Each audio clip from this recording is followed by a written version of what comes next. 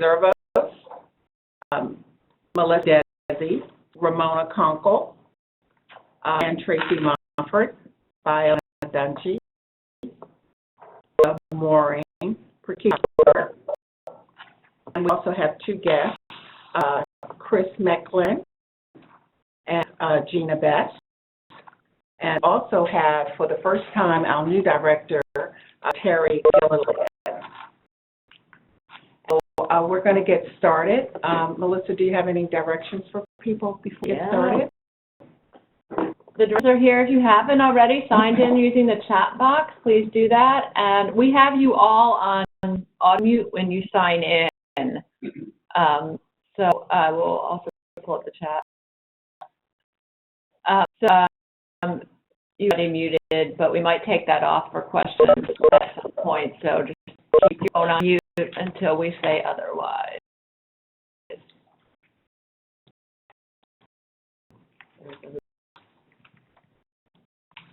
Start with adult education update. Terry has an update for us regarding infrastructure. Thanks. And again, just to, I've met already, to say great, at least again virtually. And for those I've not had the opportunity to meet, I look forward to meeting you at some point very soon. I've asked the team to just keep me aware of meetings that would be occurring so that if our schedules align, I can join and get to see people on turf. So I do look forward to those opportunities as they become available. And just one thing that's just more logistical, but with exception of email, all of Pat Tyler's contact information remains the same for me. So same phone number in the office, same cell phone number as well. So, reach me, those are always good ways. One that I'll just make very, very quickly, because I know we have a number of topics to discuss today, and I want to be very respectful to Chris McClarian and his team because they've got some great information to share about apprenticeships in Maryland. But there have been a number of questions to us over the last couple of weeks around infrastructure costs. I do beg your forgiveness because I'm still learning the ways of this building, and then to have this hit so early, at least in my time here, is just requiring quite a bit of navigation on my part. So what I can share with you, and it's just what I know, and that's first and foremost, just to be transparent on the amount of funds that we are talking about. As many people know, we can't use program funds for some of these costs. So what we've decided to do is take some of the state allocation and mark that to you. And the amount of funds that we have that would be available for that comes to a total of $135,000. The good news is the funds are there. The bad news is the funds are limited. And what we are working on now is and something that's going to take us hopefully not that long, I suspect within the next couple of days, a formula that we can then share with everyone to determine what that allocation would be to each of the areas. So again, just sharing with you what I know now, and that is the funds that we have to distribute across the state will be $135,000. And what that is, it's coming from the 5% admin category that we have to you. So I, again, can answer any quick questions that you may have, and then certainly, if we've got time at the end for questions and updates, we can. Again, there's somebody saying, will the funds for infrastructure reduce the amount of program funds to programs? So let me clarify one more time. There is an admin category of that are allocated to the state. We are taking funds from that that particular category, and we are allocating those across the state to our partners. So again, the funds are not coming from program category. Okay. Again, we'll take questions again at the end, but I just want to No, just want to make sure that to use the chat box for questions since everybody's on mute. okay. I can't read that fast. So if it's okay.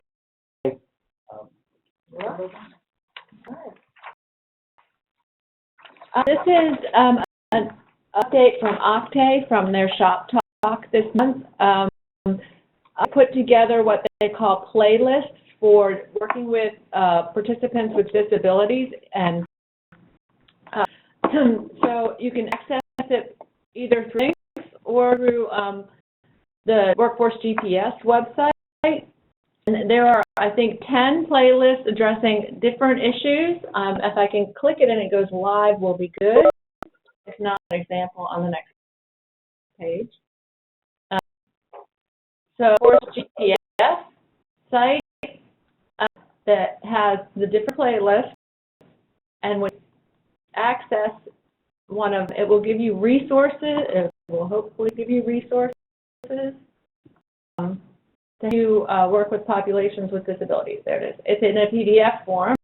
This is a playlist 1 guidance for WIOA program service providers and practitioners for individuals with disabilities. And all of these things, links to resources for programs and available free to everybody. So that's just something they has been working on and that they put together and shared with us in their bi-monthly shop talk, and I wanted to pass that on to you guys. Get back to our PowerPoint. We got through the hot link. This is what it looks like, one of them, technology access for individuals, so you're welcome to check these out. The original PowerPoint that was sent out for this call did not have the links in the slides, so the site for the WebEx meeting with the most current PowerPoint, the links are available on that slide, and if you want them, I can also send them to you afterwards.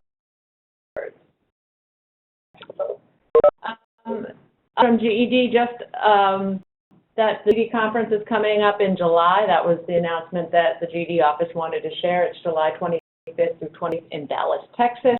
You can go to their website to find out more information about that. I introduce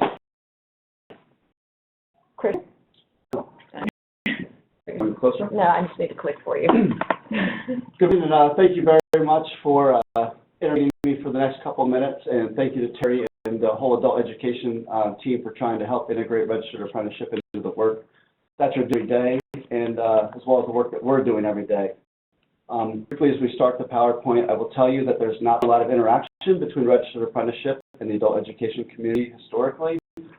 This is a program that has been upstairs with labor and industry for the last several decades and has just recently moved down to the Division of Workforce Development and Adult Learning. So tasked with the responsibility of helping to integrate registered apprenticeship as a program with all of the other programs that the state of Maryland has and making us a bigger part of the integrated workforce system. So we'll give an overview of apprenticeship and why we're here, and then talk about our interactions relatively again. So what brings here is Apprenticeship USA. This is a federal United States Department of Labor grants that was awarded throughout the nation. As you see from the slide, there's over $50 million that went out to different states. Maryland was a recipient of one of these grants as well. It's commonly called a State Apprenticeship Expansion Grant, an SAE grant. We're the largest awardee in the country. We received $2 million, which is pretty impressive. And it occurred as we were writing the grant prior to the apprenticeship program being brought down to the Division of Workforce Development and Adult Learning. So we wrote this grant without having the program within the division. That's important as we begin to talk about the adult education community and how there was a connect between what we were doing with the grant and what the program was doing as well.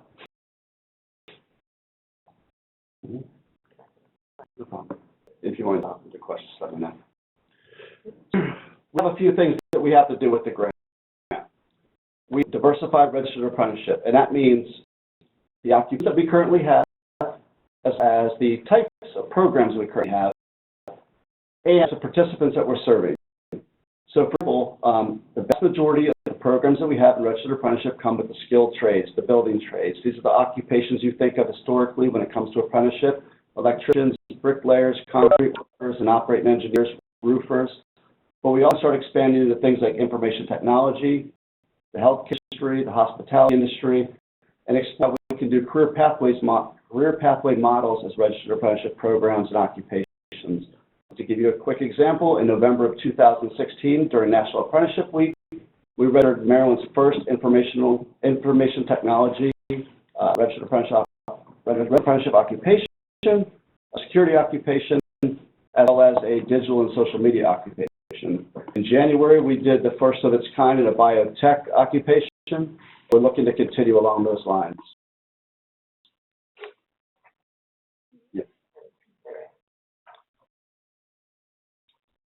Some deliverable we have to provide USDOL for the grant, as we do for all grants. It's not under the work that you probably do every day in terms of having to deliver a certain percentage of something. In this case, we have to grow registered apprenticeship by the number of apprentices by 5%. To increase the number and percentage of all programs receiving services from Title I to IV, to give you an example of why we're here, in the first quarter of the grant, that number is 0 for Title I, II, III, and IV. We have no integration whatsoever with registered apprenticeship with any of our programs, and not just with adult education services. What makes it pointing to us is that we know when we look through individual case records, we are providing these services, but we have to record these services. So we're losing credit for things we're doing every day in our work. Even when we do address these topics, we sometimes still lose credit. So an easy example is the Mayor's Office of Employment Development just provided supportive services to a lady that is going to be a registered apprentice for the Seafarers Union. She's going to be a merchant marine, and they did it by the books.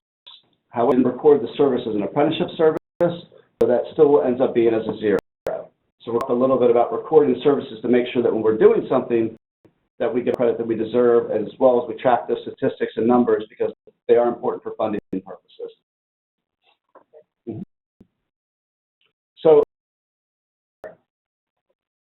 So just we're servicing customers, we understand what we're doing and what the program is and what the importance of it is.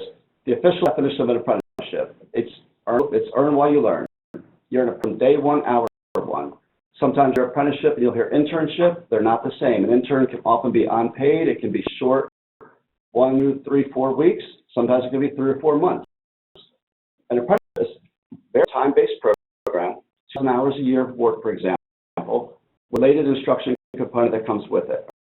You're getting practical and theoretical aspect of training, a long-term instruction. So we have a variety of programs and sponsors throughout the state, and we'll talk about those, I believe, on the next slide. Maybe what does it mean? We just talked about it. It's you're working full-time and you receive training from the sponsoring organization. Apprentice is hired at a percentage of the journey worker rate, and as you get more proficient in your job, that rate increases. So an example for this would be, if we're talking the electrical industry, you have 2 components in Maryland. You have some sponsors, I should say, in Maryland, one of which, on the union side, is the International Brotherhood of Electrical Workers, the IBEW. You have, for example, the Independent Electrical Contractors. Both are the sponsor of a program.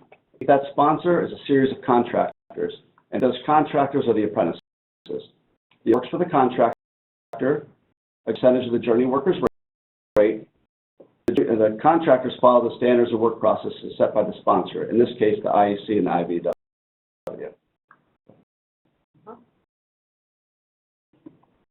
Nationwide, what does it cost? In the country, there's 200,000 employers and organizations in it. There's roughly 500,000 registered apprenticeships. We know that the average starting salary is $50,000. We also know that that's equal to a 2 to a 4-year degree. Very key component of this, as we talk to the participants we're serving, that age, thousands phenomenal, but it comes without the college debt that's associated with it. We very often in our presentations will talk about registered apprenticeship. It's the other 4-year degree. Our 4-year programs will out-earn what you see the starting salary for a 2 or 4-year degree. and there's college debt with it, and you're as young as 22 and be a fully registered apprentice, journey worker. Lifetime earnings, $300,000 more, and employer, for every dollar they invest, this is $1.47 comes back to them in increased productivity and retention. So that subset, what we saw, we're a subset of that bigger number we just saw nationwide. We're in 30 registered occupations in the state of Maryland alone. You'll see the top right of the slide, it's a little bit blocked out, but we have 9,500 registered apprentices. That number is a little bit lower today. It's just 400. It'll again this month, and it'll drop again next month. Why is that important to us? Because it means that apprentices are completing their program. And every year we see a very big drop in numbers as people complete. Last year we had roughly 900 apprentices complete the program, and we had 2,300 new apprentices start a program. Fantastic numbers, and it gives us a little bit of an inkling to where we're at. We had 9,500 to be somewhere right around 10,000 at year end. And when we talked early in the slideshow about the deliverables we have, that 5% growth, 9,500, we've already hit that number. So we're focusing so much on the growth of the actual apprentice, we're now focused on the services that we're delivering to our participants who may be apprentices.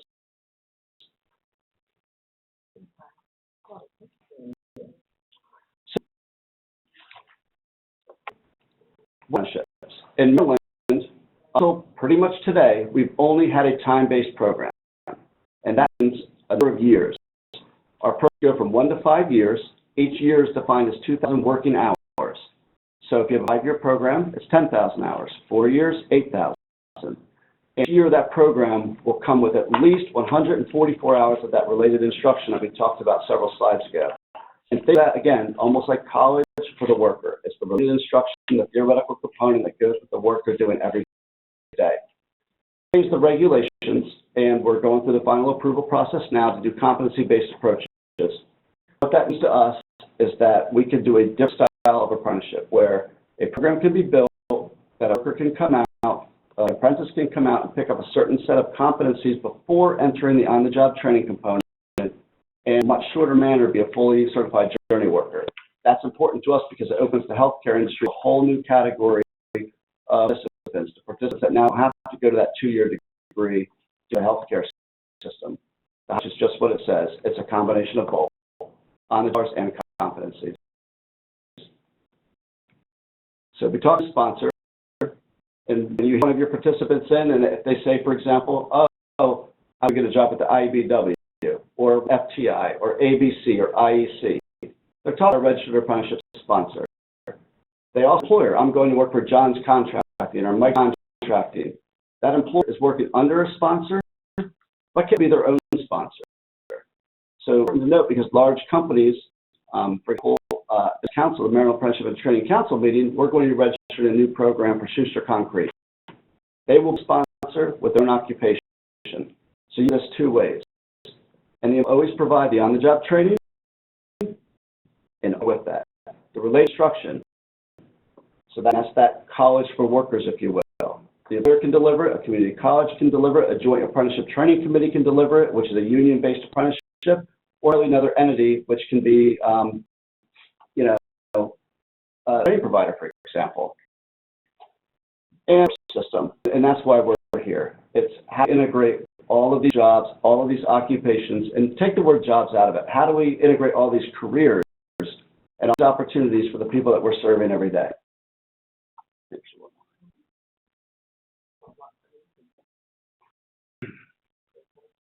So we can begin integration is to realize that there's often, especially for the participants we're working with, there's often pre-apprenticeship programs. And there's some right here, for example, in Baltimore City. You might have heard of Jumpstart. Jumpstart is a pre-apprenticeship program that works with ABC, the Associated Building Contractors, to get participants ready for entry directly into an apprenticeship program. It works with one of their participants are returning citizens. Barriers to employment. And what they do is not only do they help to remove those barriers during a pre-apprenticeship program, but they take the standards and work processes that a registered apprenticeship sponsor or employer would, and they install those in the participant to give them a better chance of success. So it streamlines the process. It helps the sponsor or the employer get in quicker. It delivers them a job-ready apprentice. It aligns with their standards. Very often, the sponsor will count the hours of pre-apprenticeship toward the apprenticeship hours needed to get to the journey worker status. So in a pre-apprenticeship program for 6 to 8 weeks, they're 8 weeks closer to their 3 or 4 year mark, however long their program is.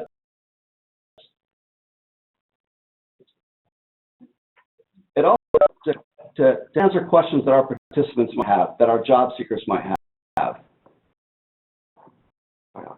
It helps to show the apprentice what is the working environment, what's discouraging things for a job seeker.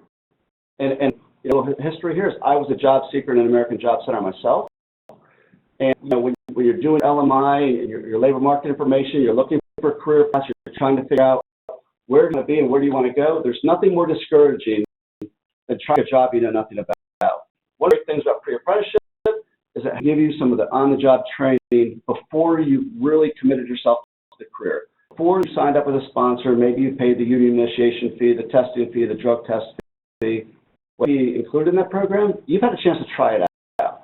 If you're a carpenter and you get a hammer in your hand and you can't swing it, it's an opportunity for you to try another career pathway. So reduces costs for everybody, but it also keeps our participants, the people who really need these opportunities, from being urged in the hiring process. And the benefit. So we target this one because it says registered apprenticeship is a job, but it's not. Registered apprenticeship is a career. You do enter employment at day one, but these aren't jobs. These aren't service industry jobs. They tend to be much higher paying. As you see in the earnings slide, the average starting wage is $15 an hour, and it increases.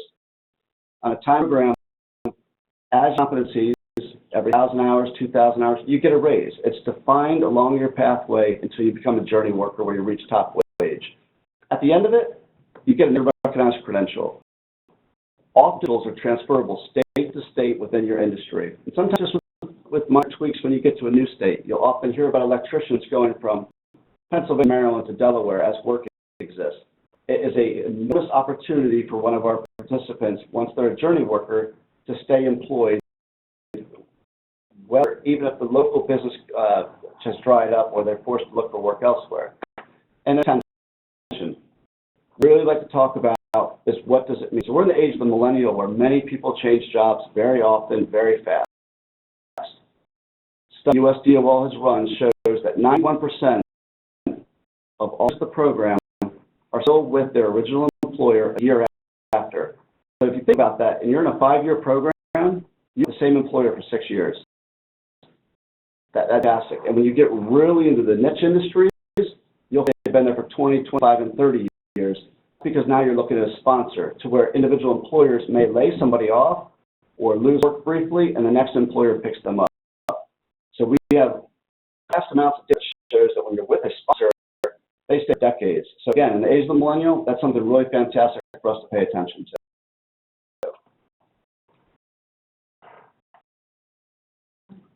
And this is kind of where we get to where we so money that's available to us.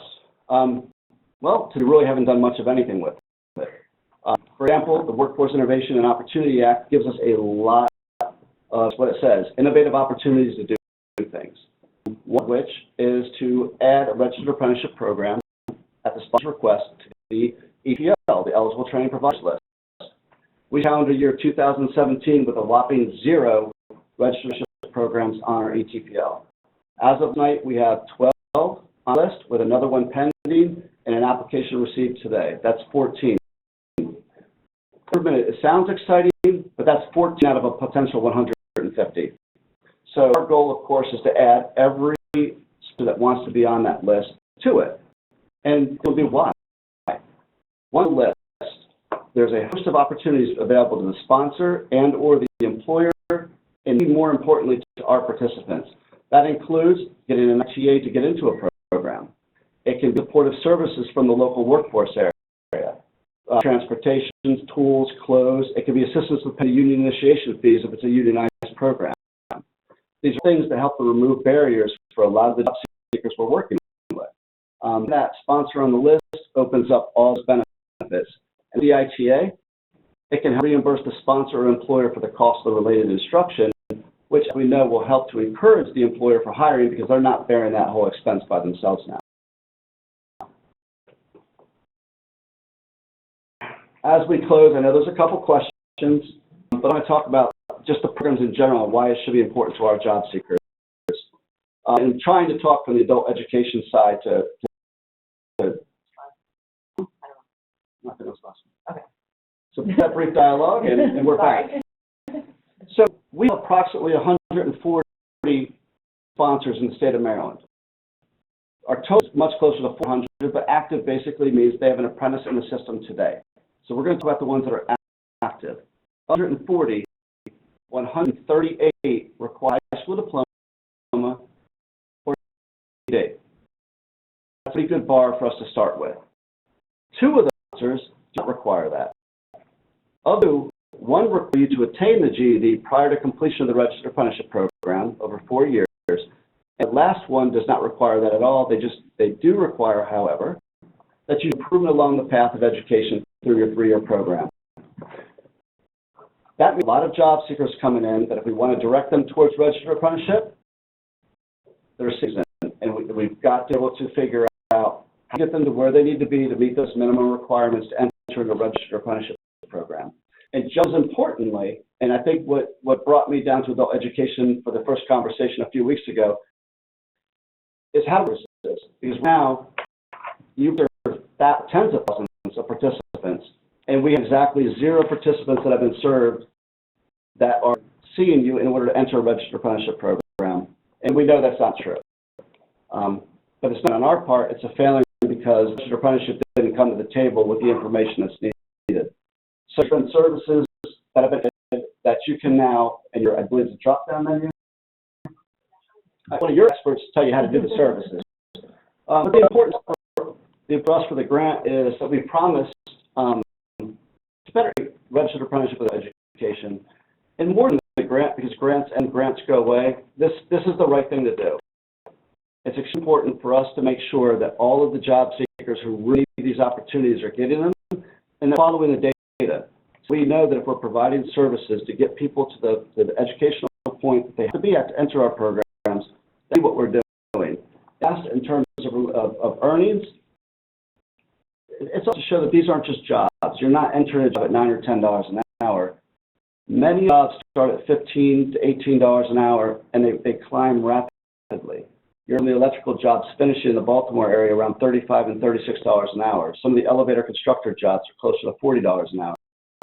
It's important to understand as we put people on these pathways, the result is for all of us.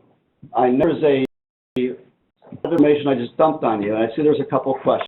There's a question, what does RTI stand for? RTI and RI are used interchangeably, and they stand for Related Technical Instruction or Related Instruction. So OJT, on-the-job training, is the hours of work.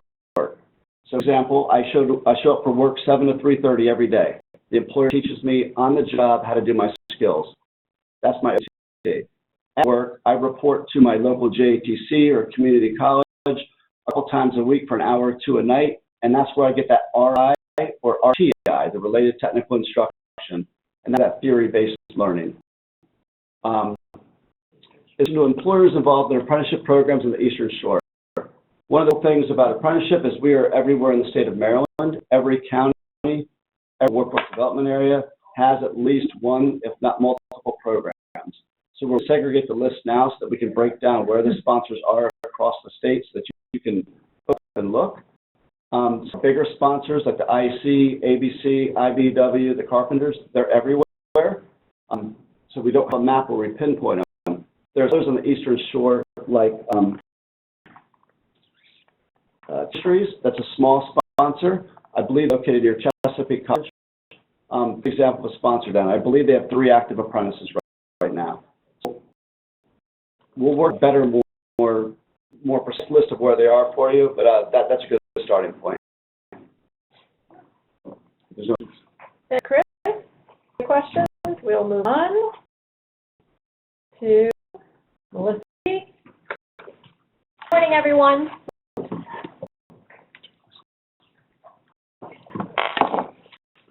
All of what Chris just went through ties into us in the following way. So because of this grant that we have now, as Chris mentioned, we're going to need to start collecting this to report. This come for apprenticeship. Can you go back a slide? Oh, yeah. Sorry. So we are going to rely on the intake assessment specialist to collect information at intake, and then the MIS will be responsible for entering this information into LACIS. Right in your learner enrollment forms, you already have a goal, enter apprenticeship. We need you to add a new goal to your learner intake forms, enter pre-apprenticeship.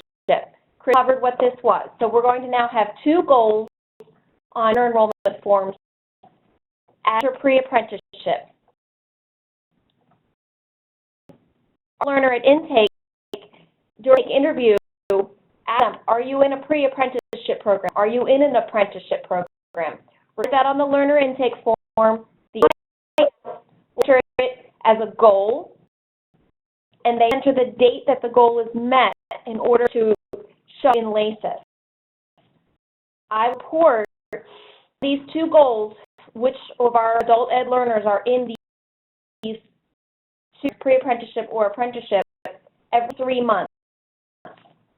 The report I'm going to run is on May 5th, which is just a couple weeks away. So this needs to happen in your local programs as soon as possible. You have to enter the date that this goal was met in order, because I will be running the report on that someone entered the pre-apprenticeship or entered an apprenticeship program. So that's important to remember, is that you have to enter the goals they met for it to count for your program. And I'll be running this report every 3 months. I'll also follow this up on an email for anyone who is missing this information. LACIS update. The Q3 data report, we've canceled that.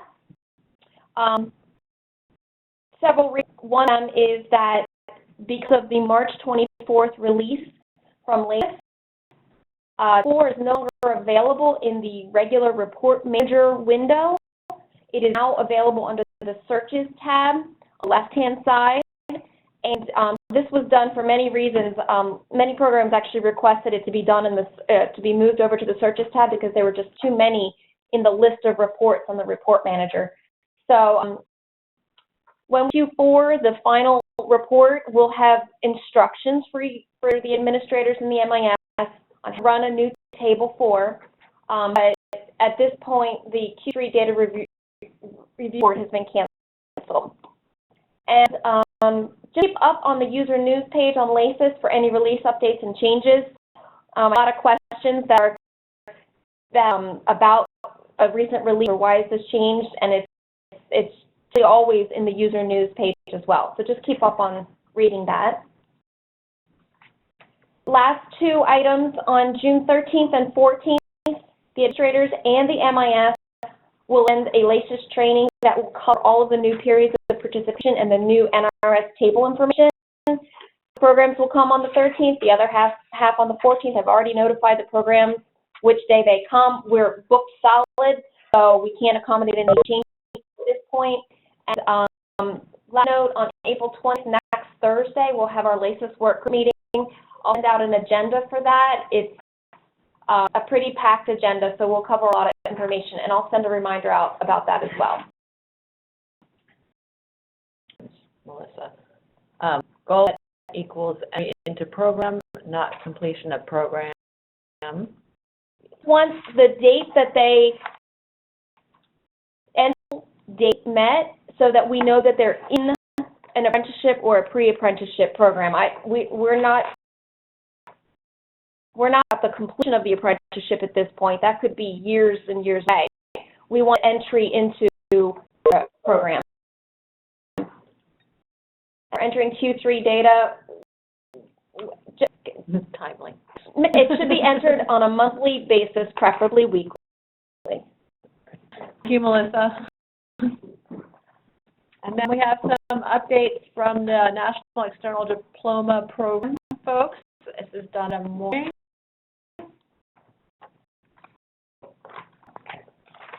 Morning. On the latest put out that if for the overall status, there's some programs still put left. So if you can please change it to complete it. Also, in the future, that we will have three new forms: the request form, the duplicate diploma form, and then the transcript form. Go back to this slide. So when you're requesting an initial diploma for NEDP, please make sure on the LACES printout that it says completed. Yeah. Correct. And all of these pieces of documentation in order to get that initial request. Yes. Okay. Thank you, Donetta. And here's Just some quick updates. We held our first meeting for the Distance Learning Work Group on the 29th of March.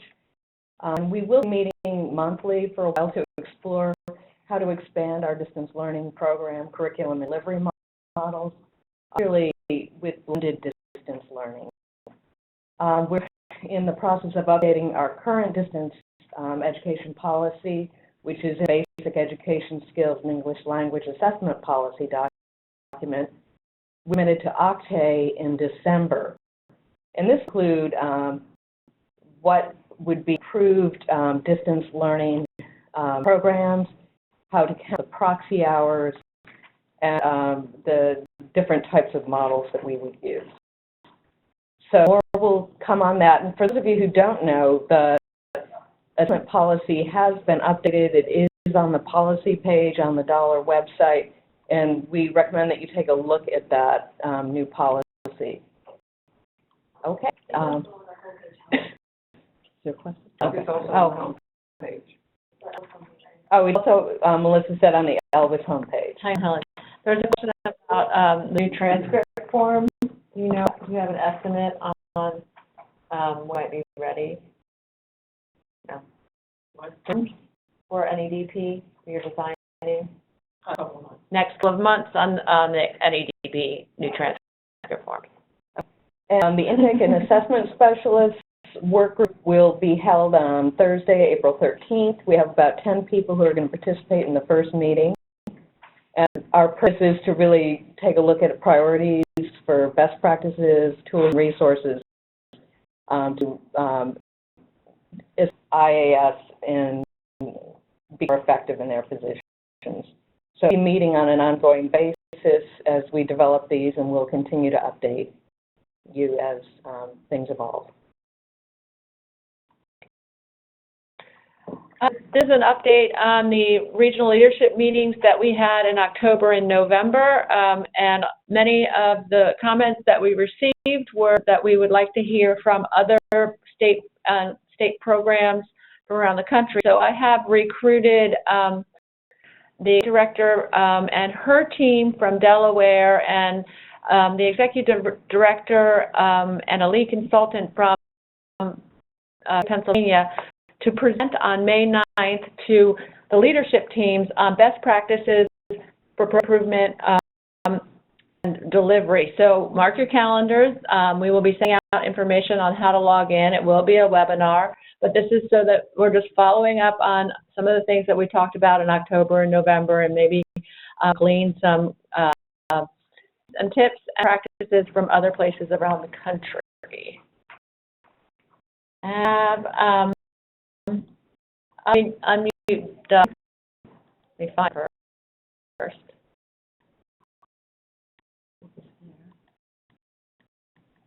Let me.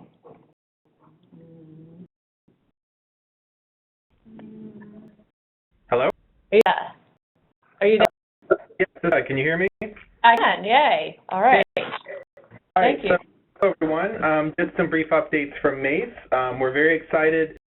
Of course, I'm sure all of you know next month is our annual conference, which takes place on May 4th and 5th at Maritime Institute. If you haven't registered yet, please do so.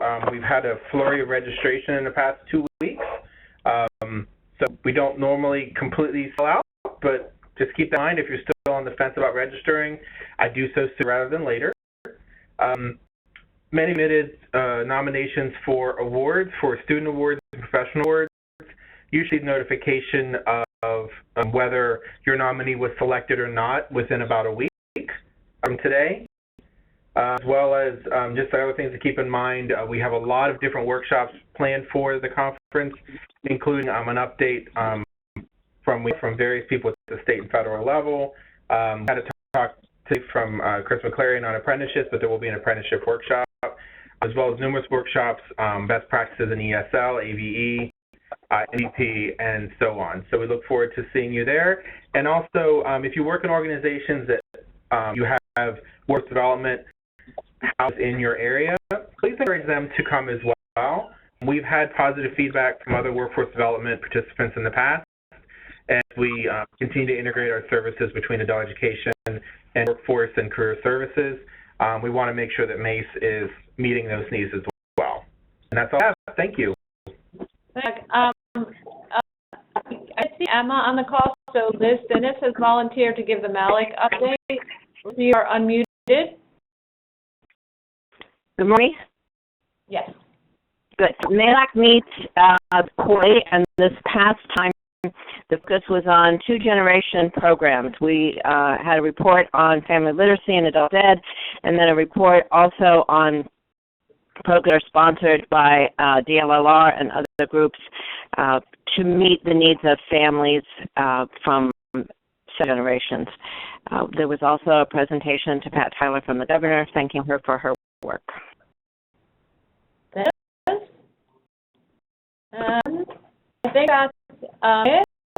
Let's back to the other screen so we can unmute people.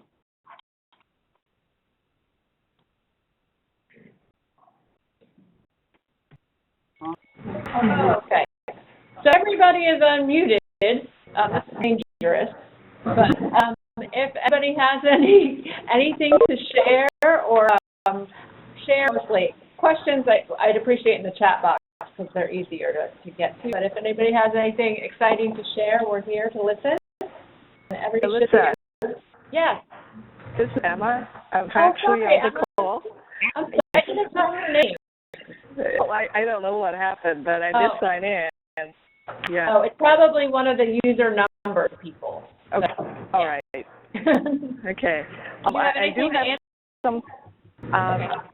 What Liz said was covers part of it. I do like to add another one. I believe was the last part of the MALAC meeting. I believe Helen and Erin Roth talked about the revised assessment policy, and they mentioned that the policy needs to be updated on an annual basis, as mentioned by Helen earlier. That they will include the distance education. We're going to look at what is needed to include the changes in distance learning, and also Erin also talked about the partner to align their testing services on all the shared customers. We don't do over-test our students. And there's also a suggestion about making sharing of test scores across county lines, not limited to individual jurisdictions. That's all to add. I apologize. You were no problem. No problem. Anybody else have any sharing? Anybody?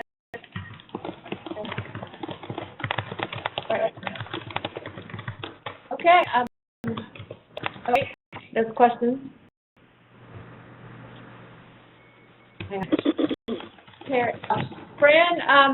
Fran Rumford to for a bit, and then Terry, there's a question for you.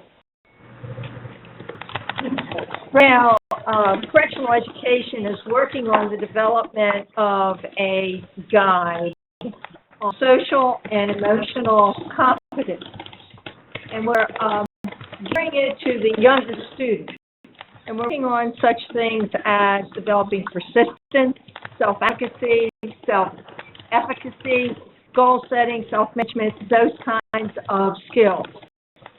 The idea that they be incorporated within the classroom to help the development of these particular skills. So I hope that as we get this finished, that we can share it with everyone also invite if you have any ideas, suggestions, or strategies on how to develop these particular skills to share them with us. Thank you. Thanks, Fran.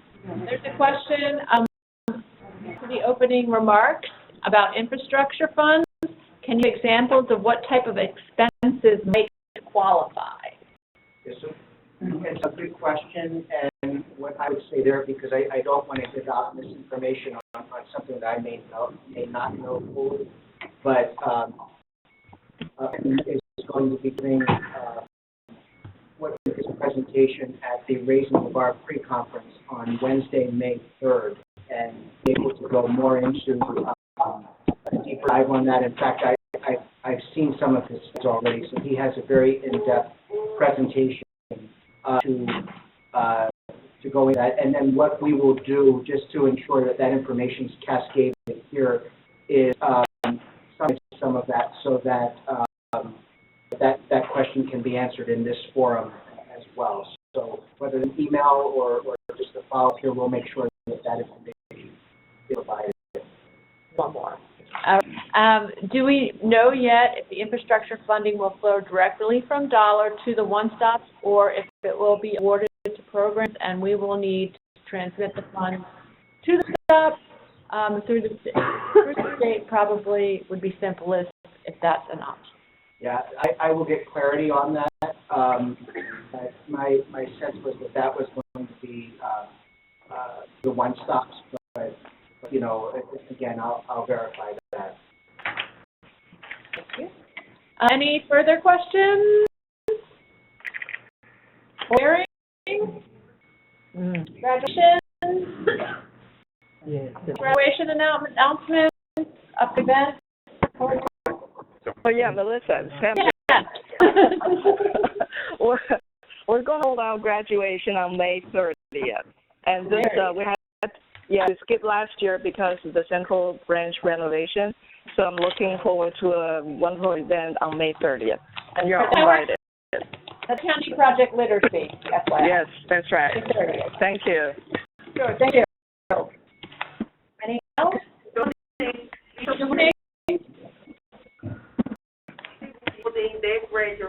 graduation on June the 10th.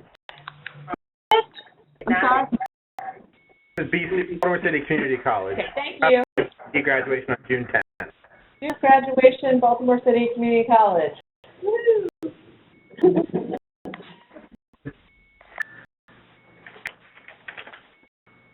Anything else? Any other things? All right. Anything else for the greater good of the order? No?